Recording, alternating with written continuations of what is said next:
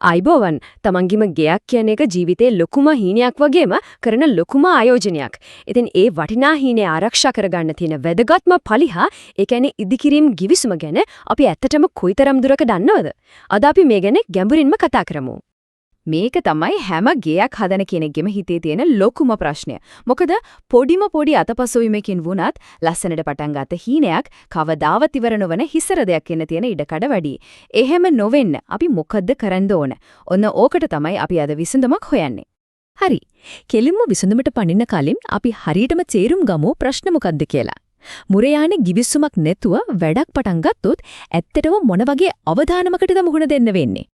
හරියටම ගෙයක් හදනවා කියන්නේ කදෙන් බඩුවක් ගන්නවා වගේ ක්ෂණික දෙයක් නෙවෙයිනේ. මේක මාස ගාණක් සමහර වෙලාවට අවුරුද්දක් වුණත් යන දිග සම්බන්ධ දෙයක්. ඉතින් මුලින්ම තියෙන ලොකු විශ්වාසය වැඩේ ඉවර වෙනකම්ම ඒ විදිහටම පවත්වා ගන්න නම් හැමදේම පැහැදිලිව ලියවුණු එකඟතාවයක් තියෙනක අත්‍යවශ්‍යමයි. මෙන්න මේක තමයි අපේ ආරක්ෂක පලිහ. මේකට තමයි අපි ඉදිකිරීම් කොන්ට්‍රැක්ට් givisuma කියලා කියන්නේ. මේකෙන් හැමදේම කළු සුදු පැහැදිලිව ලියවෙනවා. එතකොට මම මෙහෙමයි හිතුවේ, එයා අර එහෙමනේ කිව්වේ වගේ ප්‍රශ්න වලට ඉඩක් නැහැ. දෙගොල්ලොම දන්නවා වෙන්නේ මොකක්ද, වගකීම් මොනවද කියලා. හරි. දැන් තමයි අපි කතාවේ වැදගත්ම හරියට එන්නේ. නිකන් කොලේක අත්සන් කරාට ඒක ශක්තිමත් givisුමක් වෙන්නේ නැහැ. ඇත්තටම වැඩ කරන ප්‍රායෝගික givisුමක් වෙන්න නම් ඒකට අනිවාර්යෙන්ම එකතු වෙන්න ඕන ලියකියවිලි 4ක් තියෙනවා. අපි බලමු මේ මොනවද කියලා. මේ තමයි ශක්තිමත් givisumක කුළුණු 4. මේවා තිබුණොත් හොඳයි කියන දේවල් නෙවෙයි අනිවාර්යයෙන්ම තියෙන්නම ඕන දේවල්. අපි දැන් මේකින් එක ගැන විස්තරාත්මකව බලමු. පළවෙනි එක තමයි BOQ එක, නැත්නම් අපි කියනවා ඇස්තමේතුව කියලා. සරලවම කිව්වොත් මේක තමයි ව්‍යාපෘතියේ ප්‍රයිස් ටැග් එක. මේ වැඩ ටිකට හරියටම කීයක් යනවද කියන එක මේක පැහැදිලිවම තියෙන්න ඕන. ඊට පස්සේ මේකට තව ගණක් යනවා වගේ කතා එන්න ඉඩක් නැහැ. දැන් මෙන්න මේක හරිම වැදගත්. ගොඩක් ප්‍රශ්න පටන් ගන්නෙ මෙතනින්.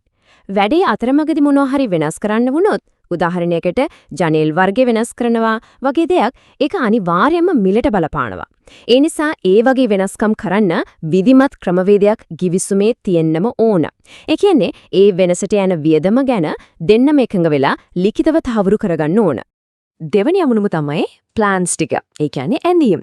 මේකෙන් තහවුරු වෙනවා. සේවාදායකයා, කොන්ට්‍රැක්ට්කරු, බාස් මේ හැමම වැඩ කරන්නේ එකම සැලැස්මකට අනුව කියලා.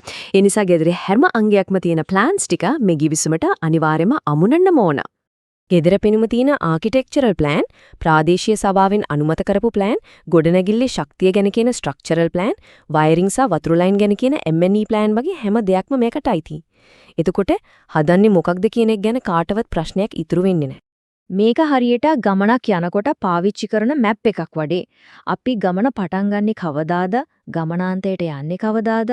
අතරමඟදී නවතින ප්‍රධාන තැන් මොනවද කියන හැමදේම මේ කාලසටහනේ තියෙන්න ඕනේ. එතකොට වැඩේ පරක්කු වෙලවද නැද්ද කියලා ලේසියෙන්ම බලා ගන්න පුළුවන්. ඔන්න බලන්න මේ උදාහරණය 2026 මාර්තු මාසයේ අත්තිවාරම දාලා වැඩ පටන් ගන්නවා. ජූනි වෙනකොට ස්ලැබ් එක දාලා, ඔක්තෝබර් වෙද්දි වහලෙත් ගහලා, කපරාරු කරලා. ඊළඟ අවුරුද්දේ, ඒ කියන්නේ 2027 පෙබ්‍රුවාරි වල තීන්ත ගාලා වැඩේ සම්පූර්ණයෙන්ම ඉවර කරනවා. මේ වගේ පැහැදිලි කාලසටහනක් තිබුණම වැඩේ හරි පාරද යන්නේ කියලා හැමෝටම බලා ගන්න පුළුවන්. හතරවෙනි සහ අවසාන. ඒ වැඩේම හරිම වැදගත් ඇමුණුම ගෙවීම් කාලසටහන. මේකෙන් කරන්නේ සල්ලි ගෙවන එකයි වැඩ ඉවර වෙන එකයි එකට ගැට ගන්න එක. සරලවම කිව්වොත් වැඩ ඉවර වෙන ප්‍රගතියට අනුව තමයි සල්ලි ලැබෙන්නේ.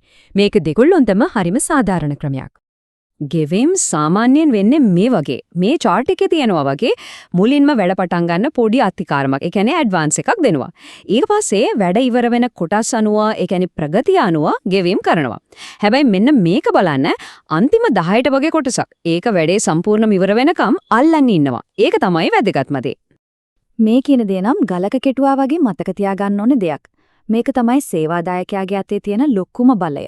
වැඩේ 100%ක්ම හරියටම ඉවරයි. පොඩිම අඩුපාඩුවක්වත් නැහැ කියලා හිතක සෑහීමකටපත් වෙනකන් අන්තිම සතේවත් ගෙවන්න හොඳ නැහැ. මොකක් හරි අඩුපාඩුවක් තිබුණොත් ඒක හදලා දුන්නට පස්සේ විතරයි අවසාන ගෙවීම කරන්න ඕන. හරි. එතකොට සමහරුන්ට ප්‍රශ්නයක් එන්න පුළුවන් අපි මේ කතා කරපු දේවල් ඕනම ගොඩනැගිල්ලකට ආධාරද?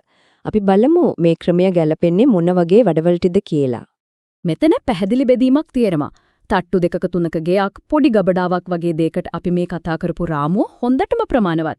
හැබැයි ලොකු හෝටලයක්, මහල් ගොඩනැගිල්ලක් වගේ මහා පරිමාණ ව්‍යාපෘතියක් නම් ඒ සඳහා අනිවාර්යයෙන්ම ප්‍රමාණ සමීක්ෂකවරු, ඒ කියන්නේ QSලා, නීතිඥවරු, ව්‍යාපෘති කළමනාකරුවෝ වගේ වෘත්තිකයන්ගේ සහාය ලබා ගන්නම ඕන. හොඳයි. අපි දැන් මේ සම්පූර්ණ කතාවෙන් මාර ගන්න ඕද ප්‍රධානම දේවල් ටික ආයෙසරයක් මතක් කරගමු.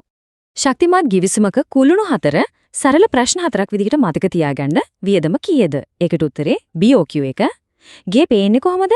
ඒකට උත්තරේ plans. කවදා ඉවර වෙනවද? ඒකට උත්තරේ කාලසටහන. සල්ලි ගෙවන්නේ කොහමද? ඒකට උත්තරේ ගෙවීම් සැලැස්ම. මේ ප්‍රශ්න 4 ලිඛිත උත්තර ගිවිසුමේ තියෙනවද කියලා බලන්න. අවසාන වශයෙන් මේ ප්‍රශ්නය ගැන මොහොතක් සිතන්න. Tamanගේ ජීවිත කාලෙම මහන්සියෙන් හම්බ කරපු මුදලක් ආයෝජනය කරනකොට ඒකට ලැබිය යුතු උපරිම ආරක්ෂාව තියෙනවද කියලා තහවුරු කර ගැනීම හැමෝගෙම වගකීමක්.